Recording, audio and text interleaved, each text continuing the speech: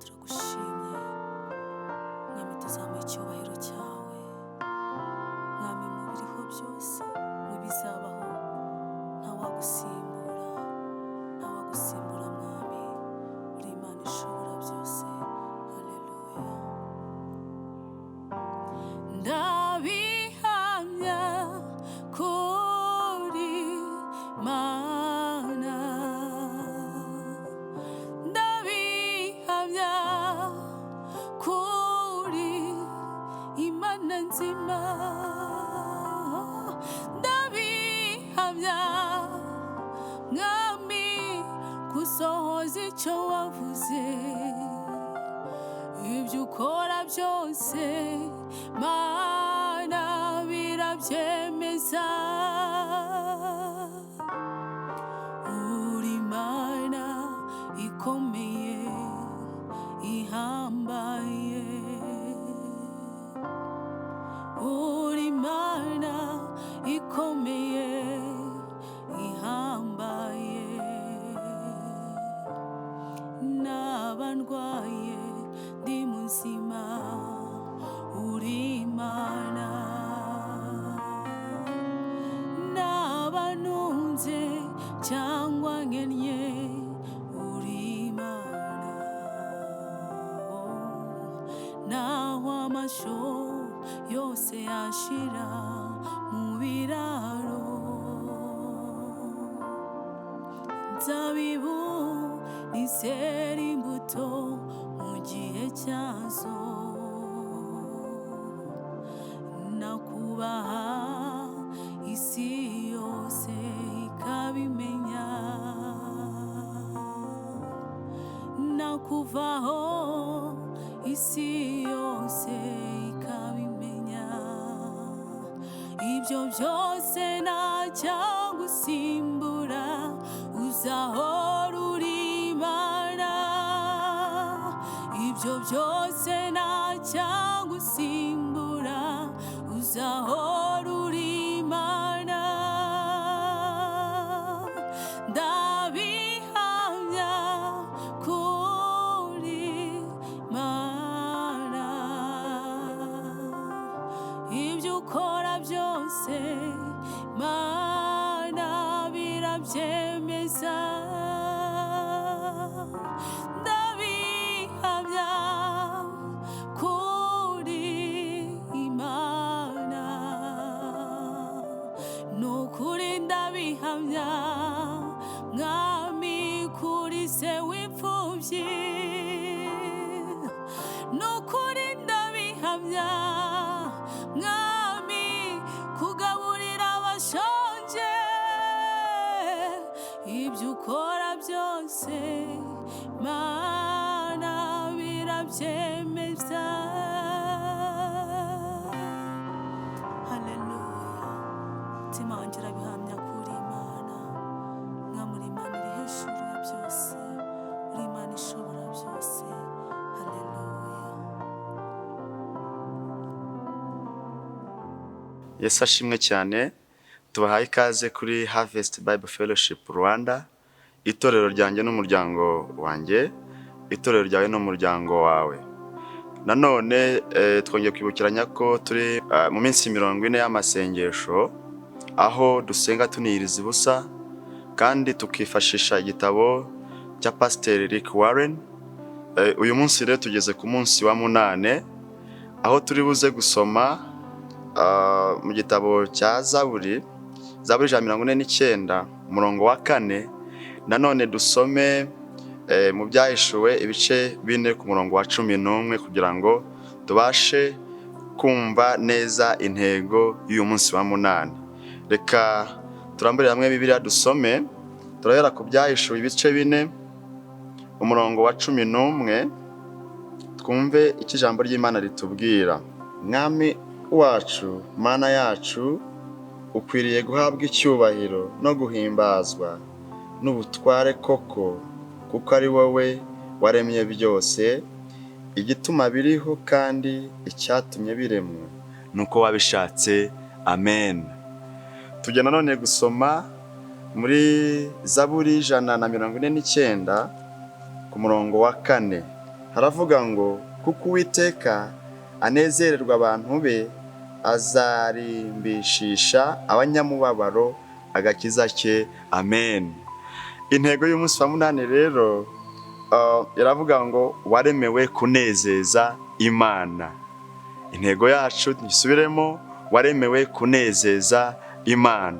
Hari ubwo umuntu ashobora kubaho mu by'ubuzima akaba yarisanze ku isi, ariko mu by'ukuri atazi impamvu ari ku isi, atazi impamvu Imana yamuremye.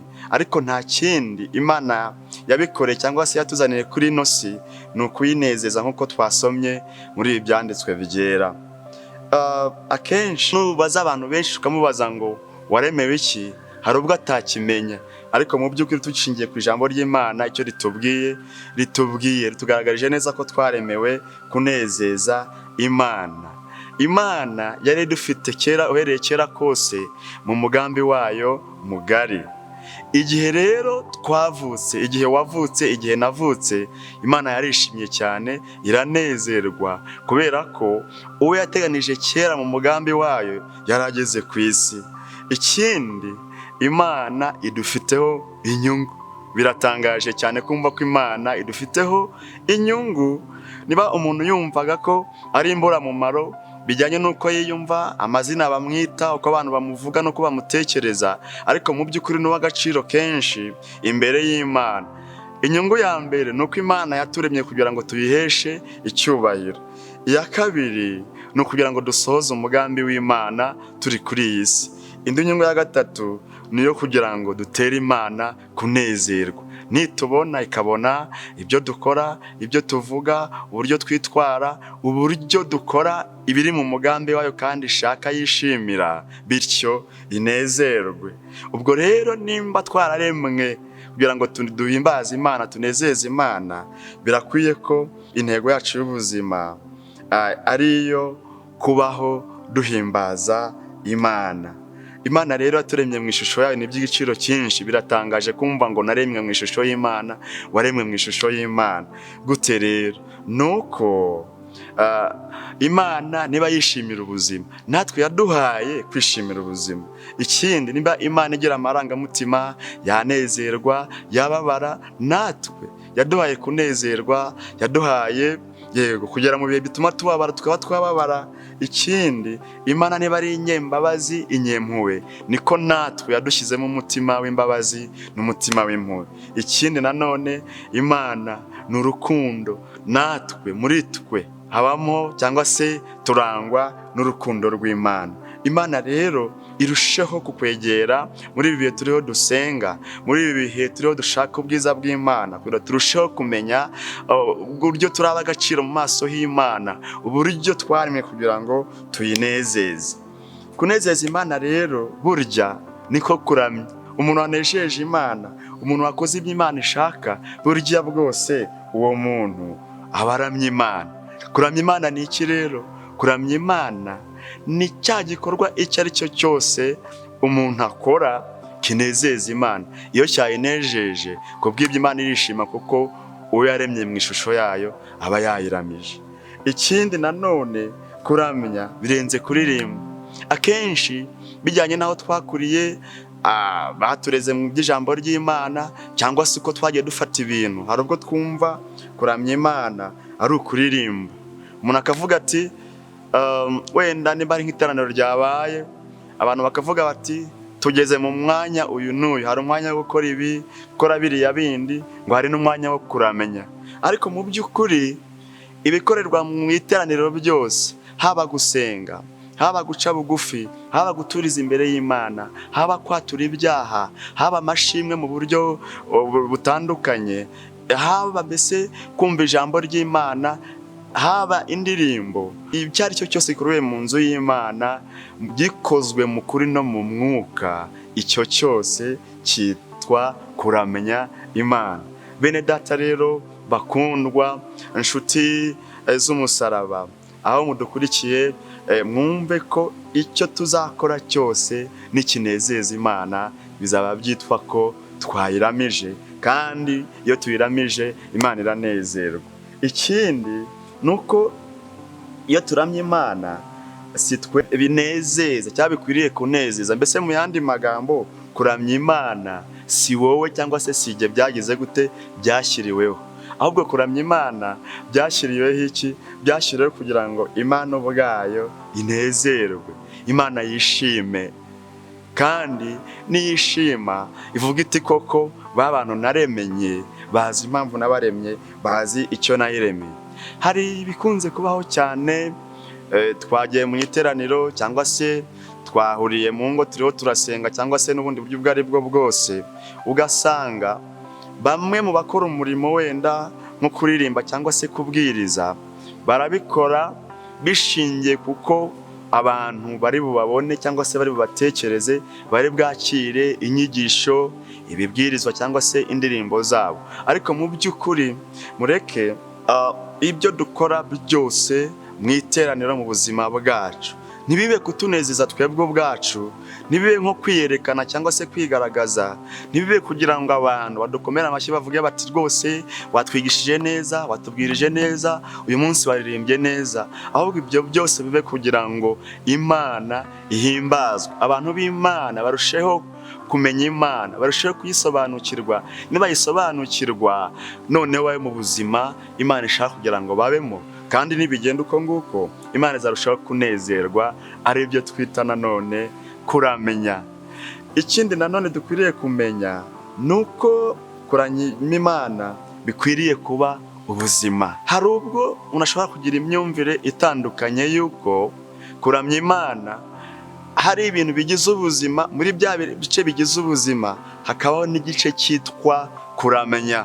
Urugero wenda nakunze kwibanda cyane mu iteraniro, aho ushobora kumva bavuze bati gahunda z'itorero ryacu duhera ku ndirimbo, izirukanka n'izigenda buhoro, dutanga amaturo, dukora kimwe, bibiri, bitatu cyangwa se byinshi. Noneho ngo hakaba n'umwanya wo kugira gute wo kuramenya.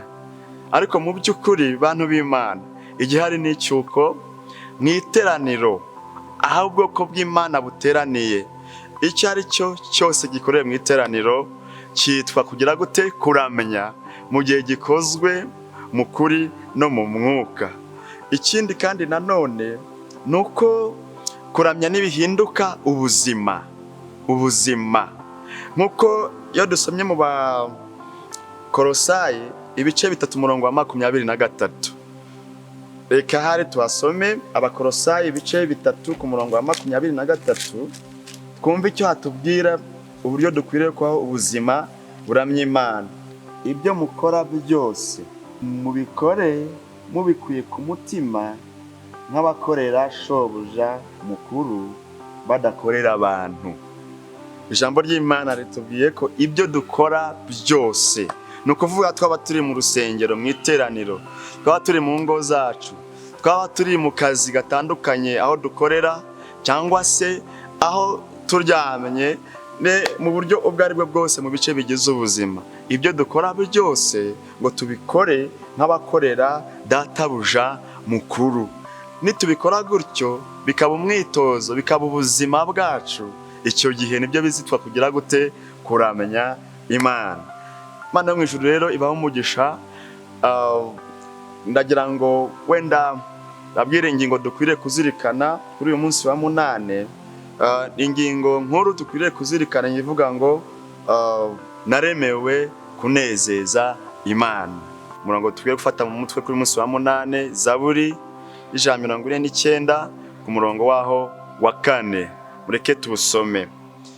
Atubwira ngo kuko Uwiteka azanezererwa abantu be, azarimbishisha abanyamubabaro agakiza. Amen.